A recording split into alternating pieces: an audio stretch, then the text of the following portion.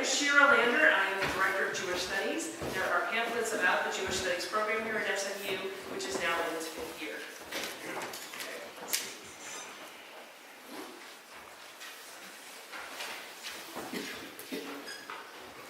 Takes a second. It has to think. Subject here in particular, fortunately for us, and is featured in the documentary film Trees Cry for Rain, a Sephardic Journey, produced in 1988.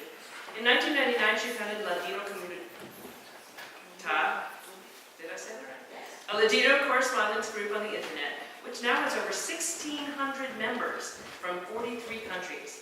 5 years ago, she and her friend initiated the celebration of International Ladino Day at SMU. Hello, everybody. I'm so glad you're here. Thank you. I'm going to talk about my two grandpas. They were contemporaries for most of their lives in a very interesting, turbulent, often violent, and profoundly transformative time that led to the end of the Ottoman Empire and to the formation of the modern Republic of Turkey. Today I will tell you what I know about them and take you sort of in a whirlwind historical journey to the time, place, community, and culture of which they were a part. You see, in the Izmir dialect of Ladino, we say Papo for grandfather. In other places they say non. So it means those papus. Or, in my day we used to call them grandpapa. Those grandpapas. Let's see now. Here are their pictures. Okay. Is this it? Okay. Is that better? Yes. Thank you. This is their pictures. I think pictures, as they say 1,000 words. But I think that the impression that you get will be partially correct and partially not, as you will see. They were not the same age. One was older. Can you guess which one? I think their pictures are emblematic of the transition or the transitional era in which they lived. One, as you see, is more Ottoman looking, Turkish with the fez, and the other one very European looking.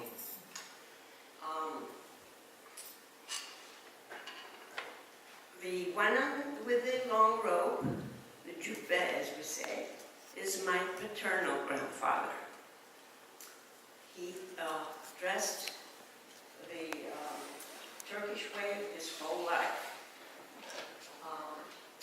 And this is the only image we have of him. He was a very religious person and believed in the literal application of the commandment not to make graven images. So he never had a photograph taken of him. This one, I was told, this one is a big drawing, which always hung in our house. And I was told that a neighbor of his had snapped a photograph of him surreptitiously and then drew the image and presented it to him. My father took it. It hung in a very ornate frame in our house. My grandfather Salomon, my maternal grandfather, always dressed he was a very spiffy dresser his whole time, and very immaculate dresser. He was younger. This picture was taken in 1927, as you see.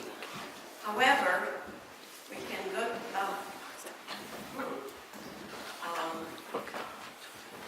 okay, let's go there.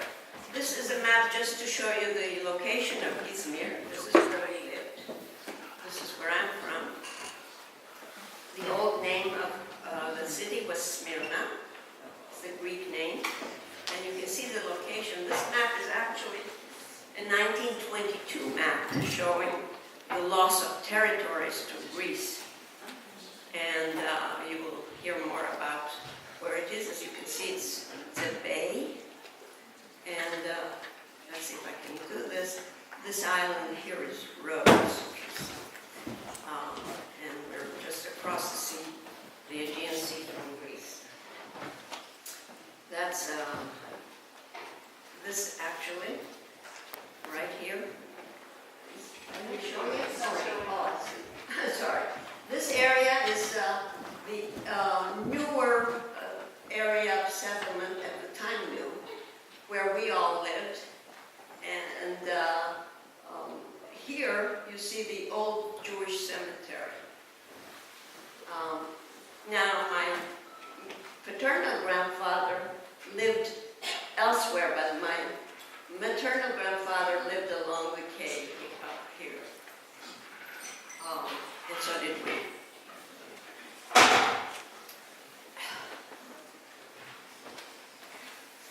We really don't know what year my grandparents were born, but he was obviously older. My father was 20 years older than my mother, so. And he died on December 1923, just about a month after, or less than a month, no, a little more than a month after the Turkish Republic was declared. So he never had to change clothes or his attire, as you will see. In the drawing, the artist put his signature. Can you tell what language that is? French. And Smyrna is the French word for Izmir, Smyrna. And the date is, can you read? January. Yes, the 3rd of January. Almost to the day. 100 and some years later, 104 years later. That's because, believe it or not, my grandfather had been a French citizen, and he spoke French. And he spoke other languages as well, including Turkish. I don't know much about my grandfather Salomon, although I knew him because he didn't die until 1954. And if you think that it's because he was so much younger that he dressed like that, this is a picture of his family in 1914. That's my mother there, the little girl, not the smallest, but the next one. And even in 1911, he dressed like that. So that tells you that in the Ottoman Empire, in those days, there were people dressing in all kinds of ways, especially in Izmir, which was a very cosmopolitan city. And in fact, more than half of the population was not Muslim in those days. I took the period of time more or less when they were both alive, and that was so tumultuous and turbulent, really. Only really to tell you that I don't know much about how they fared in those times. But it's worth reviewing what was going on. We have the rule of Sultan Abdul Hamid II, which was really a despotic time. And in 1892, they had actually celebrated in Istanbul the 400th anniversary of the arrival of Sephardic Jews. In 1908, Abdulhamid was deposed, and the Young Turk Revolution took place, which there was a sultan, but really it was a period, also a very difficult period, especially for non-Jews, because they started conscripting them into the army. Until that time, they just paid a tax and they were exempt. Before the Balkan Wars, actually there was an Italo-Turkish war, in which the Ottoman Empire lost the island of Rhodes. That's significant because Smyrna, located where it was, had, especially the Jewish community, had very close relations with the island of Rhodes, and then with Salonika, which we saw on the map, but anyway. So that must have affected their lives somehow. And then, of course, the First World War. My grandfather lost his youngest son in that war, but not in the war per se. That's another story. In a really bad period of time, we heard of the Armenian deportations. It was sort of related in a way, but that's another lecture. But a researcher friend of mine found the letter written by my grandfather Samuel, searching for his son, sent to the British Council. Anyway, the Treaty of Sevres was really the big loss of the Ottoman Empire. It pretty much spelled the end. And if you can see, it was partitioned. You can see the borders of modern Turkey and how it was partitioned. So that only the yellow part, no, that's not Turkey. The yellow part was really Turkey, was left to Turkey. And Izmir, or Smyrna, was given to the Greeks.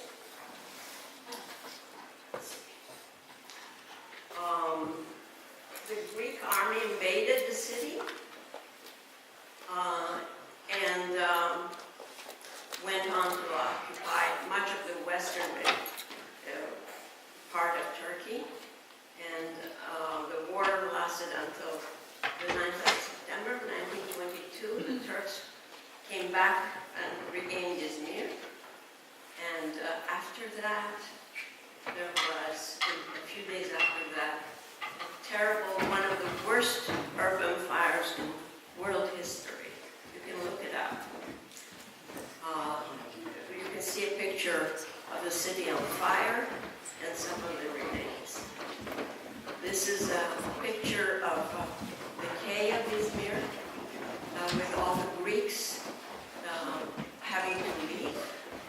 The Greeks comprise about almost half, really, of the population.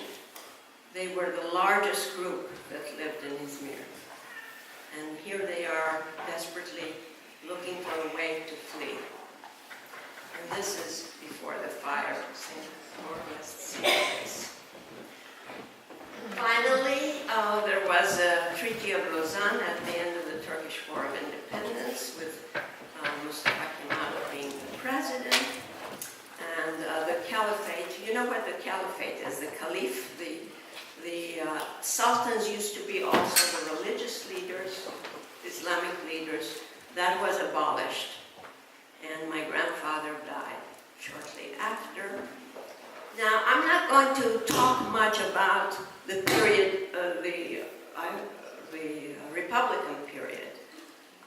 Just a few of the reforms brought about, which really impacted the Jewish community as well as everybody else. It was a series of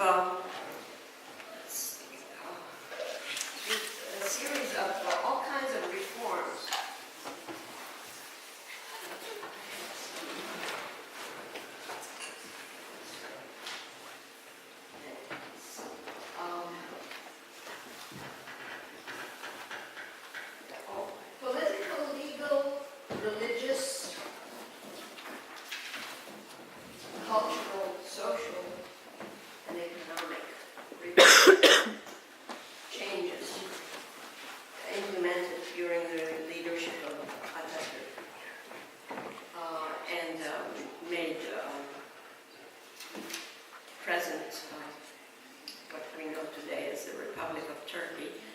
Notice that the Sunday was adopted as a legal weekly holiday. What do you think it was before? Friday. And also the significant here is the law of surnames. Muslims did not have surnames. Jews always did. However, upon this law, many Jewish people adopted the Turkish last names. Not in Izmir so much, but in Istanbul, a lot of Jewish people took on Turkish last names. But it wasn't compulsory because we already had last names. But Turks had to line up and make up the family names. Often brothers had different names. Another thing was the millet system. Do you know what that is?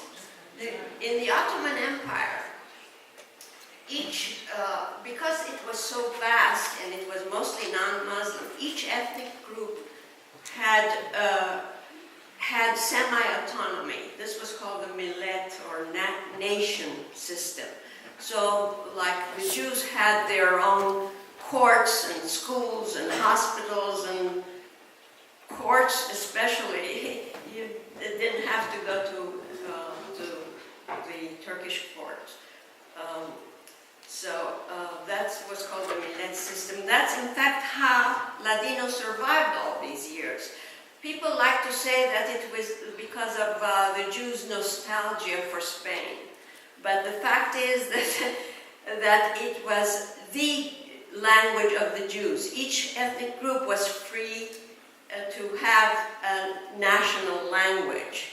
And the Jews, the Sephardic Jews who had arrived were the majority of the Jews. Don't think that there were only Sephardic Jews in the Ottoman Empire, because there were Ashkenazic, there were Romaniot, Arabic, all kinds of Jews there. But when the Sephardic Jews came, 1492 and after, they totally overwhelmed most of the local Jews, and also the ones that came later from the Ashkenazic European world, so that everybody learned to speak Judeo-Spanish or Ladino. And that was the Jewish language, and the Turks called it Yahudice, which means Jewish. In fact, some Jewish people called it Judeo, which means. I told you that my grandfather Samuel's son, Abraham, he was not conscripted actually, but he disappeared. And my grandfather, I remember my grandfather Salamon, that's my maternal grandfather, who had a tailor shop. He was a tailor, but he employed tailors and sold yard goods for men's suits. And I went to his shop and I saw him taking notes, and I saw his books, and it was in a weird language, script. And I said, "What is that?" And that's the only time I heard the word Ladino. He said, "That is Ladino," to me. And you will see samples of that in a little while. Of course, they were both part of the Sephardic community. They were both observant, actually, as were, I think, all Jews, even in my time in Turkey. They spoke and lived in a world where their language was Ladino. There were many newspapers, and the handwriting I was telling you about is called soletreo, or Ladino. It's Rashi, you'll see examples. And they both could read the Ottoman script. You know what that was? Arabic. The Arabic script. The language was Turkish, but the script was Arabic. This is probably one of the newspapers that they read. It was published in Izmir. It was one of the earliest papers in Ladino. And if you notice, I think this is interesting, that the titles were always in what we know as Hebrew, but the text was in the Russian Hebrew letters, which is a variation that I can talk about in another lecture. During that time, there were at least 5 journals, 5 periodicals in Turkey. And this is a page from a school book for children, and again, teaching both the square, regular Hebrew, and the Russian Hebrew letters. If you're interested, that's a very interesting subject. And this is the kind of script that my grandfather wrote in. This was actually written by a friend of mine who was a Holocaust survivor from Salonika, from today's Thessaloniki in Greece. And note in my translation of what he wrote, he said, I was born in Salonika, of course, in Ladino. I can read it to you in Ladino, maybe I should do that. Yo nací en Salonique el 12 de octubre 1912, 2 semanas antes que los turcos liquidaron Salonique. I was born in Salonika the 12th of October 1912, 2 weeks before the Turks left Salonika. If you remember, I mentioned the Balkan Wars when Salonika was lost. He was born 2 weeks before. He has, of course, since passed away. Now, they were similar and different. My grandfather, Samuel, what I know about him is that it was told to me by my father, of course. And he had a yeshiva, which meant he taught children. And of course you saw his garb. He knew several languages. He sold insurance in Turkish villages. My father went along with him, that's how I know, he told me. And he had many Muslim friends.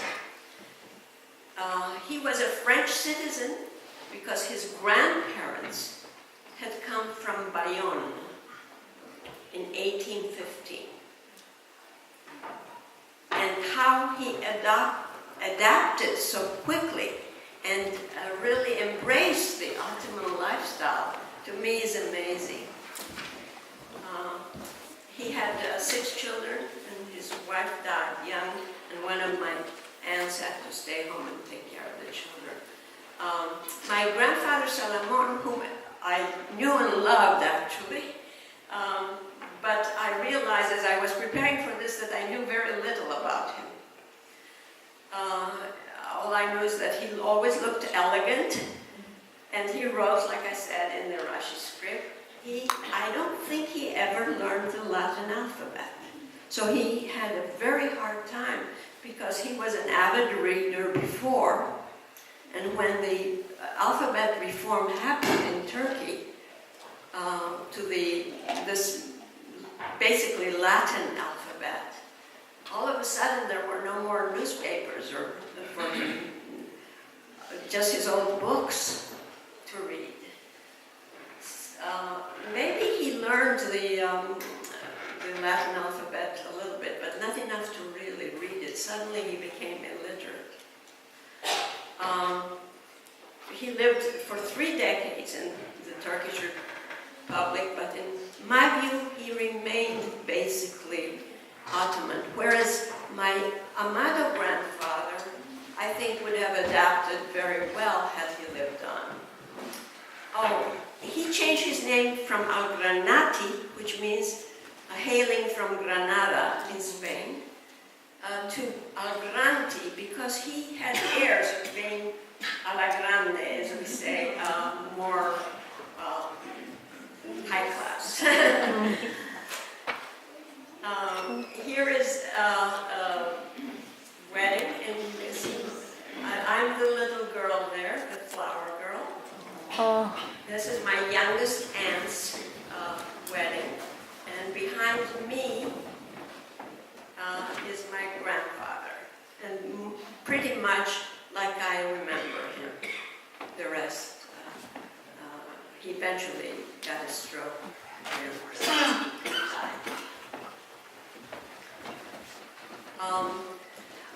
I don't know how we're doing with time. I'm trying to make it really fast. But, I want to tell you that according to the Sephardic tradition, my two brothers were named for each of those grandparents. And so as I prepared for this, I really felt grateful for the opportunity to remember them and to give this short homage to them. Thank you very much. Yes.